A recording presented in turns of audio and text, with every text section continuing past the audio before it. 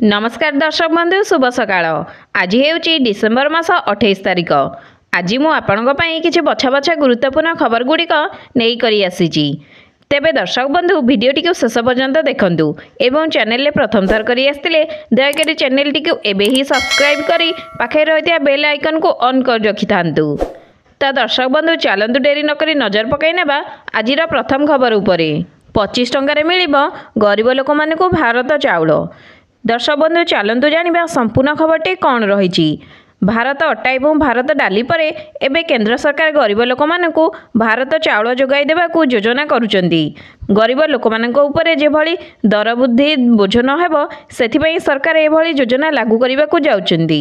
बजार चाउलर दाम जेते वृद्धि हेले मध्य सरकार गरीब लोक मानकु किलो प्रति 25 टंका लेखाए भारत चाउल जोगाई देबे बोली घोषणा करिसंदी। एने जड़े वरिष्ठ अधिकारी कहिसंदी जे एही भारत चाउल किलो प्रति 25 टंकारे बिक्री करा जिवो।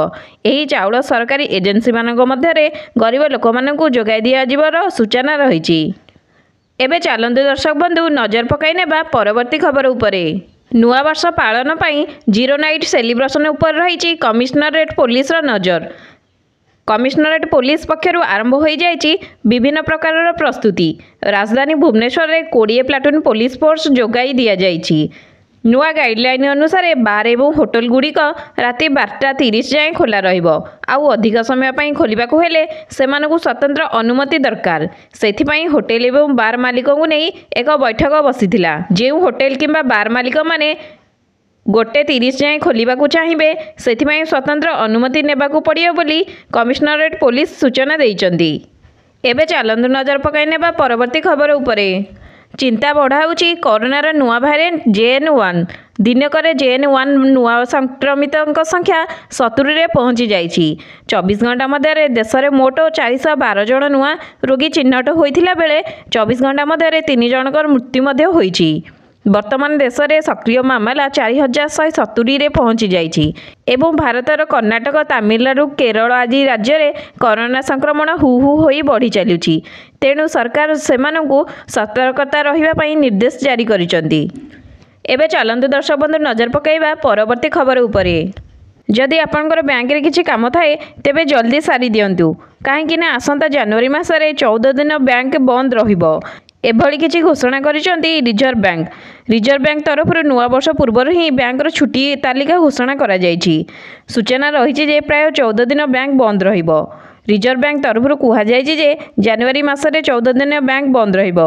एथिरे जनवरी 1 तारिख रु जनवरी 26 तारिख पर्यंत समस्त छुट्टी सामिल रहिछि। एहा व्यतीत रविवार एवं शनिवार छुट्टी गुड़िक मध्य बैंक बंद रहिबो।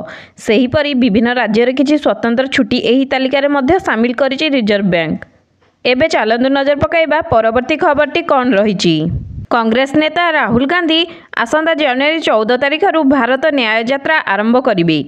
वरिष्ठ कांग्रेस नेता माने एभली सूचना देइचंदी। पूर्वरु मणिपुर एही यात्रा आरंभ होई पश्चिम रे मुंबई रे शेष हेबो। 6200 किलोमीटर यात्रा करिवे राहुल गांधी। आसंता मार्च 20 तारिख रे शेष हेबो राहुल गांधी भारत न्याय यात्रा। राहुल गांधी एही न्याय यात्रा 14टी राज्य देई यात्रा करिवे। कांग्रेस सभापति मल्लिकार्जुन खड़गे इम्फलु एही यात्रा शुभारंभ करिवे।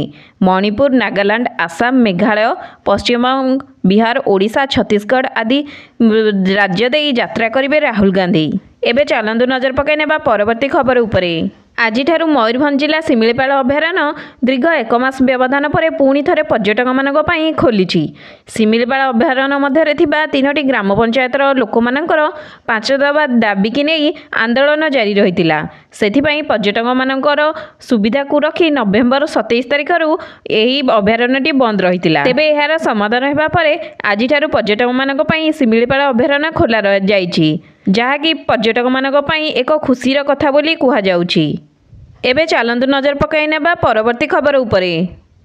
3टी नुआ क्रिमिनाल बिल उपरे लागिला राष्ट्रपतिंकर मोहर। एही 3टी बिल संसद रे पारित होइतिला एवं राष्ट्रपति मुर्मू वर्तमान एहा उपरे मोहर मारिचंती। फलरे एहा आईन रे परिणत होइछि। ब्रिटिश शासन समय देश में प्रचलित होइथिबा अपराधिक आईन इंडियन पेनाल कोड एवं इंडियन एविडेंस एक्ट बदल एही आईन अणा जाइछि। नुआ आईन फल आतंकवाद एवं हिंसा एवं जातीय सुरक्षा प्रति କଠୋର କଡ଼ ଦଣ୍ଡ ବ୍ୟବସ୍ଥା ରହିଛି। ଦର୍ଶକ ବନ୍ଧୁ ଚାଲନ୍ତୁ ନଜର ପକାଇ ନେବା ପରବର୍ତ୍ତୀ ଖବର ଉପରେ। ଖୋର୍ଦ୍ଧାରେ 100 ଏକର ଜମିରେ ପ୍ରତିଷ୍ଠା ହେବାକୁ ଯାଉଛି ଡ୍ରେସ୍ ତିଆରି କାରଖାନା ଏବଂ ଏଥିରେ 10,000 ଲୋକଙ୍କୁ ମିଳିବ ନିଯୁକ୍ତି। ଓଡ଼ିଶାକୁ ଶିଳ୍ପ ସମୃଦ୍ଧି କରିବା ପାଇଁ ନବୀନ ସରକାର ବିଭିନ୍ନ ପଦକ୍ଷେପ ଗ୍ରହଣ କରୁଛନ୍ତି। ଏହା ହେଉଛି ଏକ ବଡ଼ ପଦକ୍ଷେପ। ରାଜ୍ୟକୁ ଦେଶ ବିଦେଶରୁ ବହୁ ପ୍ରତିଷ୍ଠିତ କମ୍ପାନୀମାନଙ୍କର ଆଗମନ ହେଉଥିଲା ବେଳେ ଦେଶର ନାମୀଦାମୀ ପୋଷାକ ରପ୍ତାନିକାରୀ ସମୂହ ନିଜର କାରଖାନା ଓଡ଼ିଶାରେ ପ୍ରତିଷ୍ଠା କରିବାକୁ ଚାହୁଁଛନ୍ତି।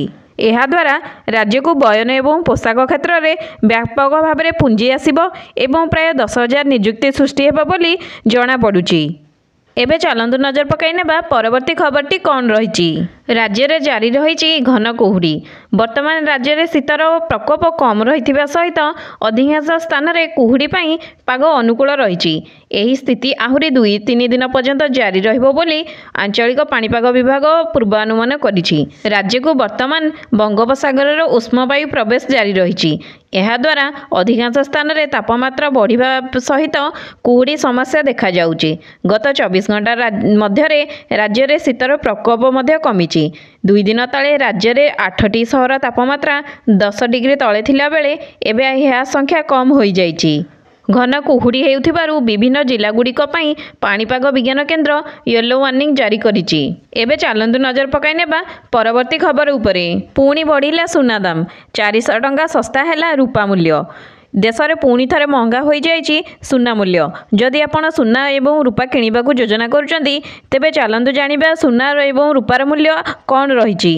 ଆଜି ଦେଶରେ 24 କ୍ୟାରେଟ୍ ସୁନା ମୂଲ୍ୟ 10 ଗ୍ରାମ ପ୍ରତି 63,190 ଟଙ୍କା ହୋଇଥିଲା ବେଳେ 22 କ୍ୟାରେଟ୍ ସୁନା ମୂଲ୍ୟ 10 ଗ୍ରାମ ପ୍ରତି 57,760 ଟଙ୍କା ରହିଛି ଏବଂ ରୂପାର ମୂଲ୍ୟ 400 ଟଙ୍କା କିଲୋଗ୍ରାମ ପ୍ରତି କମିଥିବା ସୂଚନା ରହିଛି।